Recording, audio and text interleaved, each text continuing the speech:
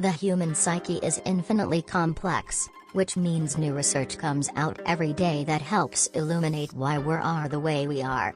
And while some psychological studies provide us with fairly banal psychology facts, these are the mind-blowing psychology facts that explain everything. Fear can feel good, if we're not really in danger. Not everyone loves scary movies, but for the people who do, there are a few theories as to why, the main one coming down to hormones. When you're watching a scary movie or walking through a haunted house, you get all the adrenaline, endorphins, and dopamine from a fight-or-flight response, but no matter how scared you feel, your brain recognizes that you're not really in danger, so you get that natural high without the risk. Catching a yawn could help us bond. Why do you yawn when someone else does, even if you aren't tired? There are a few theories about why yawning is contagious, but one of the leading ones is that it shows empathy. People who are less likely to show empathy, such as toddlers who haven't learned it yet or young people with autism, are also less likely to yawn in reaction to someone else's. We care more about a single person than about massive tragedies. In another University of Pennsylvania study, one group learned about the little girl who was starving to death, another learned about millions dying of hunger, and a third learned about both situations.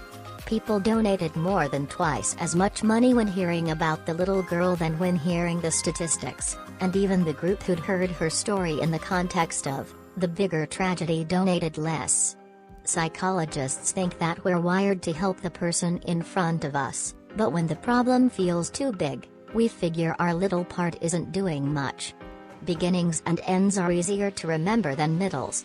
When people are asked to recall items from a list, they're most likely to think of things from the very end, or from the very beginning, found one study, published in Frontiers of Human Neuroscience.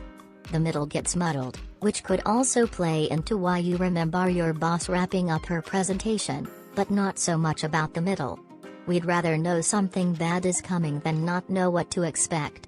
Researchers who published their work in the journal Nature have found that it's less stressful to know something negative is about to happen. For example, there's no chance we'll get to a meeting on time, than when we don't know how things will work out. For example, we might be on time after all.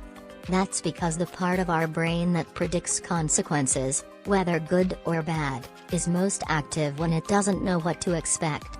If stepping on the gas will help us beat traffic, we'll go through that stress instead of just accepting that we'll have to come up with a decent excuse when, not if, we're late.